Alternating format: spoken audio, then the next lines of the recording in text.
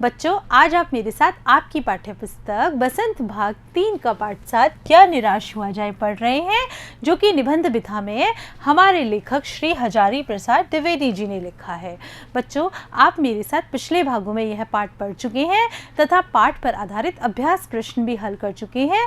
बच्चों, पाठ के इस भाग में आज हम भाषा की बात पर आधारित अभ्यास प्रश्न हल करेंगे। भाषा की बात यानी हमारे व्याकरण से संबंधित प्रश्न। तो बच्चों, देखते हैं हमारे व्याकरण से संबंधित प्रश्न क्या है। प्रश्न नंबर 1, भाषा की बात में देखिए, दो शब्दों के मिलने से समास बनता है। समास एक का एक प्रकार है द्वंद्व समास। इसमें दोनों शब्द प्रधान होते हैं। जब दोनों भाग प्रधान होंगे तो एक दूसरे में द्वंद्व स्पर्धा होड़ की भावना होती है। कोई किसी से पीछे नहीं रहना चाहता। यानी देखिए बच्चों, शब्दों में भी होड़ होती है, कोई किसी से पीछे नहीं रहना चाहता, सब अपना बराबर का स्थान चाहते हैं। चरम और परम, चरम परम, भीरू और बेबस, भीरू बेबस, दिन और रात, दिन और रात। द्वंद्व समास के 12 उदाहरण ढूंढकर लिखिए। बच्चों, इसमें आपको क्या करना है, इस प्रश्न को हल करने से पहले आपको मैं थोड़ा सा समास के बारे में बताऊंगी कि समास क्या होता है, समास किसे कहते हैं और समास कितने प्रकार के होते हैं। उसके बाद हम पढ़ेंगे द्वंद्व समास के बारे में और फिर लिखेंगे इस प्रश्न का हल, द्वंद्व समास के 12 उदाहरण। तो बच्चों, शुरू करते हैं समास के बारे में। बच्चों, समास का तात्पर्य होता है संक्षिप्तीकरण। संक्षिप्तीकरण यानी छोटा रूप, यानी जो दो शब्द हैं उनको हम मिलाकर छोटा कर देते हैं। हिंदी व्याकरण में समास का शाब्दिक अर्थ होता है छोटा रूप, यानी किसी भी शब्द जो लंबा पूरा है, जो कि बहुत बड़ा है, उसे हम छोटा कर देते हैं। जब दो या दो से अधिक शब्दों से मिलकर जो नया और छोटा शब्द बनता है, उस शब्द को समास कहते हैं। यानी हमारे पास दो या दो से अधिक शब्द होते हैं, उन दो या दो से अधिक शब्दों को हम मिलाकर कर देते हैं, उनका रूप छोटा कर देते हैं, तो बच्चों वह समास होता है और उस शब्द के द्वारा अधिक से अधिक अर्थ को प्रकट किया जाता है। बच्चों, अगर परिभाषा की बात की जाए तो समास की परिभाषा होगी कि जिस प्रक्रिया में दो या दो से अधिक पद मिलकर नया पद बनाते हैं। दो या दो से अधिक पद मिलकर क्या बना रहे हैं, नया पद बना रहे हैं। और इस प्रक्रिया में बीच में आने वाले संबंध सूचक आदि शब्दों का लोप हो जाता है और उन शब्दों के बीच में जितने भी संबंध सूचक शब्द होते हैं, का, या, और, इन सारे शब्दों का क्या हो जाता है, लोप हो जाता है। और यह प्रक्रिया क्या कहलाती है, समास कहलाती है। यानी समस्त पद बनाने की विधि ही समास है। देखिए, रसोई का घर। बच्चों, यहाँ पर हमारे पास 3 शब्द हैं। इन 3 शब्दों को मिलाकर हमने क्या किया, एक शब्द बना दिया। रसोई का घर, रसोई घर, दोनों से अर्थ तो एक जैसा ही प्रकट हो रहा है, लेकिन इसमें हमें शब्द ज़्यादा लिखने पड़ रहे थे। इसमें हम एक शब्द के द्वारा वही अर्थ प्रकट कर रहे हैं। ध्यान में मग्न, ध्यान में मग्न का हमने समास किया तो क्या बना, ध्यान मग्न। तो यानी कम शब्दों में अधिक से अधिक अर्थ प्रकट होता है। देखिए, प्रत्येक समासिक पद दो पदों से मिलकर बना होता है। समास को बनाने के लिए हमें दो पद तो चाहिए ही होते हैं तथा प्रत्येक समासिक पद दो पदों से मिलकर बना होता है। एक कहलाता है पूर्व पद, एक कहलाता है उत्तर पद। जो प्रथम पद होता है वह तो हमारा पूर्व पद होता है और शब्द का जो अंतिम पद होता है वह हमारा उत्तर पद कहलाता है। देखिए कैसे, हमारे सामने है यज्ञ की शाला। तो बच्चों, यज्ञ हमारा क्या है, पूर्व पद, और शाला क्या है, उत्तर पद। यहाँ पर देखिए, सेना का नायक, सेना क्या है हमारा, पूर्व पद, क्योंकि यह पहला भाग है। और नायक क्या है हमारा, उत्तर पद।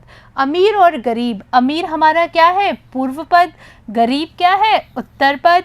वन को गमन, वन है पूर्व पद और गमन क्या है, उत्तर पद। तो बच्चों, आप पूर्व पद और उत्तर पद समझ गए होंगे कि पूर्व पद किसे कहते हैं, प्रथम पद को, और उत्तर पद हम किसे कहते हैं, अंतिम पद को।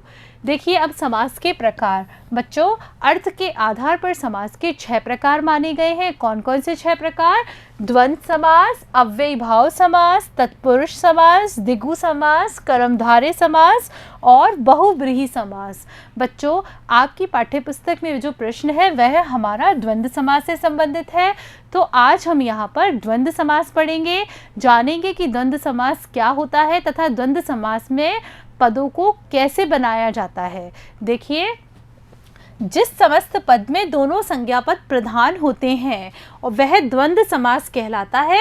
इस समास में और, या, एवं आदि योजक शब्दों का लोप हो जाता है।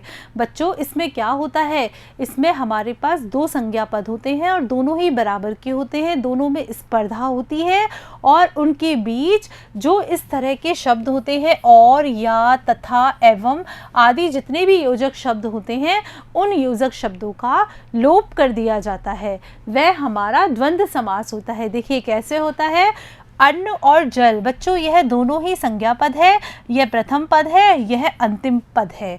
इसमें क्या करते हैं, ये जब हम समास बनाते हैं तो ये जो और है इसका लोप हो जाता है, इसकी जगह हम योजक चिन्ह लगा देते हैं। तो हमारा समास बनने के बाद क्या हो जाता है, अन्न जल। खरा या खोटा, इसमें क्या होगा, ये जो दोनों संज्ञा पद हैं इनके बीच में से या हम हटा देंगे और इसकी जगह क्या लगा देंगे, योजक चिन्ह। तो हमारा समास क्या बनेगा, खरा खोटा। राम और लक्ष्मण, राम और लक्ष्मण में से क्या होगा, इनमें से हम और हटा देंगे और की जगह क्या लगा देंगे, योजक चिन्ह। सुख या दुख, इसमें से हम ये शब्द हटा देंगे और इसकी जगह यह चिन्ह लगा देंगे। तो बच्चों, यह हमारा द्वंद्व समास है। मैं आपको वापस बताती हूँ कि जिस समस्त पद में दोनों संज्ञा पद प्रधान होते हैं, कोई बड़ा नहीं होता कोई छोटा नहीं होता। द्वंद्व जो समास है उसकी पहचान ही यही होती है कि इसमें दोनों पद प्रधान होते हैं और बीच में हमें और, या, तथा, एवं जैसे शब्दों का प्रयोग देखने को मिलता है। अब हम क्या करेंगे, अब हम द्वंद्व समास से संबंधित 12 उदाहरण देखेंगे।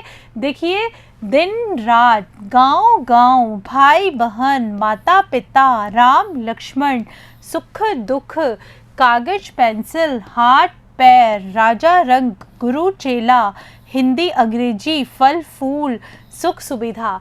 आपने इन सभी उदाहरणों में देखा कि दोनों संज्ञा पद प्रधान है, कोई बड़ा नहीं है कोई छोटा नहीं है और इनके बीच में या, एवं और जितने भी शब्द थे उन शब्दों को हटाकर यहाँ पर योजक चिन्ह लगा दिया गया है। बच्चों, देखते हैं अब हम हमारा अगला प्रश्न क्या है। पाठ से तीनों प्रकार की संज्ञाओं के उदाहरण खोजकर लिखिए। बच्चों, आपको क्या करना है, पाठ में से तीनों प्रकार की संज्ञाओं के उदाहरण खोजकर लिखने हैं। बच्चों, आप मेरे साथ संज्ञा पहले पढ़ चुके हैं तथा संज्ञा के तीनों प्रकार के बारे में बहुत ही अच्छे तरीके से पढ़ चुके हैं, तो यह प्रश्न हल करने में आपको बिल्कुल भी कठिनाई नहीं होगी क्योंकि आप संज्ञा के तीनों प्रकारों के बारे में अच्छे से जानते हैं। तो देखिए क्या है हमारा उत्तर। व्यक्तिवाचक संज्ञा के अंतर्गत देखिए क्या आएगा, भारतवर्ष, कविवर रविंद्रनाथ ठाकुर। और जातिवाचक संज्ञा के अंतर्गत आएगा देश, आदमी, व्यक्ति, दरिद्रजनों, लोग, महिलाओं, परिवार और बच्चे। भाववाचक संज्ञा के अंतर्गत आएगा मन, गुण, झूठ, आस्था, लाभ, मोह, माया, दया, मनुष्यता आदि। बच्चों, आज आपने मेरे साथ आपकी पाठ्यपुस्तक क्या निराश हुआ जाए पाठ के भाषा की बात पर आधारित अभ्यास प्रश्न हल किए। बच्चों, आपको यह अच्छे से समझ में आ गए होंगे। धन्यवाद बच्चों।